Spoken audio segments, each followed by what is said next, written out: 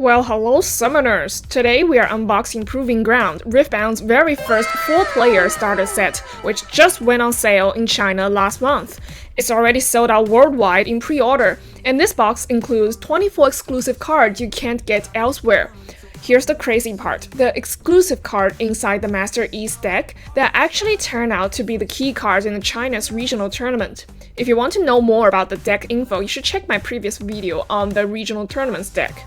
Proving Ground box's price in China is 198 yuan, and that's about $30 US, and you can already tell it looks more like a board game than a regular card game product. Proving Ground's global launch is coming at the end of October, so let's take a look at what's inside this amazing box together. First thing you'll see is the rulebook. Page by page, it's the same rule as the regular Riftbound TCG, just laid out really clear for the new players. Next up, 4 fold-out game boards. They are paper material, but honestly, they look really nice on the table. And instead of being just a tournament kit, this one is designed for game nights. It's perfect for beginners, and it works with 2 to 4 players. That makes it way more friendly than going to a tournament full of strangers. The next are 4 oversized battlefield cards. First, we have Fortified Position, and let's compare them to a regular battlefield cards. Much bigger, much flashier. Other includes Void Gates, Trifarian World Camp, and Star-Tipped Peak. Now, onto the starter decks. Let's start with Garen. His deck is unique because it's the only one that features Recruit. The producer already mentioned that Proving Ground heroes are intentionally toned down, and Garen is the clearest example of that design. His ability feels extremely limited, almost like a one-time effect rather than a reliable engine.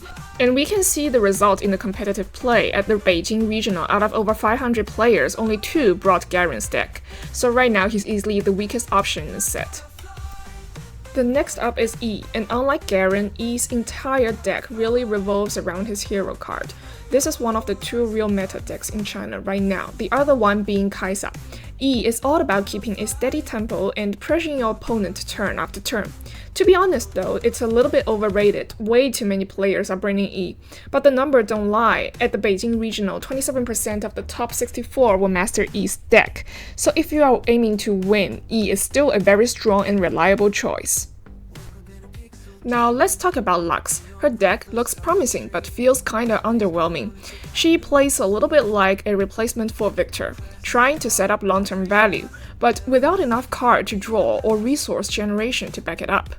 You often lose tempo just waiting for her playoff to work, and fans of Lux would still enjoy the deck, but competitively she is not so standout. And finally, Annie.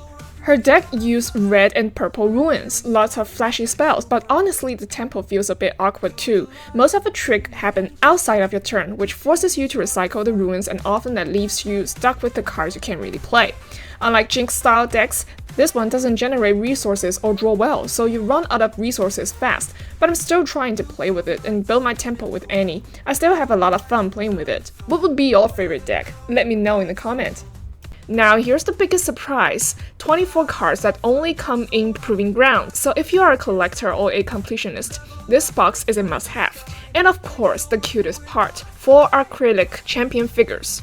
Each one is double-sided with 2 different facial expressions, Lux, Master E, Garen, and Annie, all looking absolutely adorable. These are perfect for marking your hero on the board, and honestly, they are fun to just keep on your desk. So that's everything inside of the Proving Ground. It is a complete experience in one box, whether you are a beginner, a casual player, or just want a game night option with friends. And remember, the next regional tournament will be held in Chongqing. I made a full schedule breakdown in my last video, so check that out if you are curious. And if you don't want to miss the global launch at the end of October, hit that subscribe button and join me for more Riftbound content. Thanks for watching and see you next time!